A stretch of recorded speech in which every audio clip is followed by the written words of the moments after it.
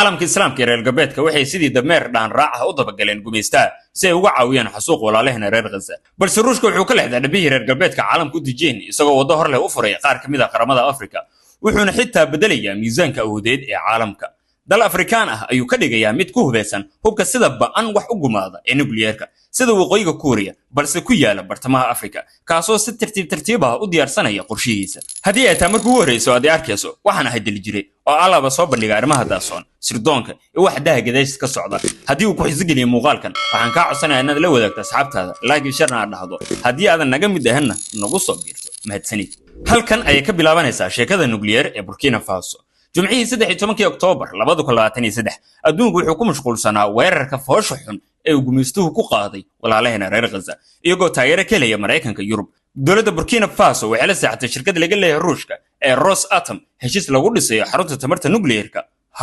nuclearka labada dhinacba waxay sheegeen in mashruucan uu yahay mid nabadeed laakiin hadalada labada dhinac kuma aysan jirin erayga mustaqbal wasiirka tamarta iyo qodista macdanta ee Burkina Faso Simon Pierre Bosim wuxuu u sheegay Sputnik in mashruucan uu yahay mid leh hami aad u sareeya wuxuuna ku tilmaamay in heshiiskan lagu dhisay xarunta nuclearka uu yahay mid lagu horumarinayo tamarta nuclearka ee Burkina Faso taasi waxay si toos ah u muujinaysaa in waxa ka dambeeya mashruucan aanu ahayn kaliya mid nabdoon wasiirkan Afrikaanka wuxuu yiri dhab ahaantii wadankeenu wuxuu u baahan yahay madax banaani iyo amniga tamarta halkan waynuuna aad ugu fiirsano ereyga madax banaani sababtoo ah mashruucan waxa laga bilaabaya wadan ku yaala galbeedka Afrika iyadoo taageero laga helayo Ruushka si loo gaaro madax banaani buuxda oo ka madax banaan galbeedka gaar ahaan Faransiiska oo ahaa ilaaliyaha Burkina Faso ka hor kacaankii Ibrahim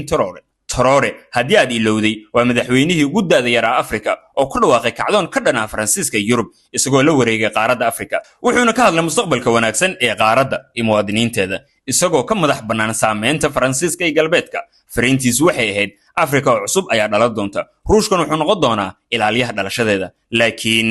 maxay ka dhigan tahay in Burkina Faso ay noqoto dal leh awoodda nuclearka waad qiyaas kartaa sida North Korea cusub ama Iran cusub laakiin madow oo Afrikaan ah tani waa wax Ruushka uu rabo iyo wax Burkina Faso ay raadceynayso arintan waqti kadib waxay noqon doontaa sida Iran oo kale oo ku bilaabatay mashruuc tamarta nuclearka oo nabdoon tanina waxay ka dhigan tahay in la heli doono dal leh awoodda nuclearka oo u dhow xuduudaha Yurub isla markaana difaaci kara dalalka kale ee Afrikaanka ah Rosatom waxay sidoo kale wada shaqeyn la sameysay Zimbabwe iyo Burundi si loo horumariyo isticmaalka tamarta nuclearka ee nabdoon madaxweynaha Ruushka Vladimir Putin wuxuu ku faanay in warshadaha nuclearka ee dalkiisa aysan lahayn wax xuduud ah siyaasadiisa cusub waxay ka dhigan tahay inuu doonayo inuu dhiso koox dalal nuclear ah oo ka madax banaan galbeedka haddaba aynu sawirano adduunkan cusub bariga Aasiya Mareykanka iyo xulufadiisa Japan Koonfurta Korea Taiwan iyo Philippines waxa meesha la jooga Koreada waqooyi oo sidii booliis u ilaalinaya bariga Aasiya kaasoo xadidaya awoodda reer galbeedka bariga dhexe Ruushka wuxuu gacan ka geystay Iran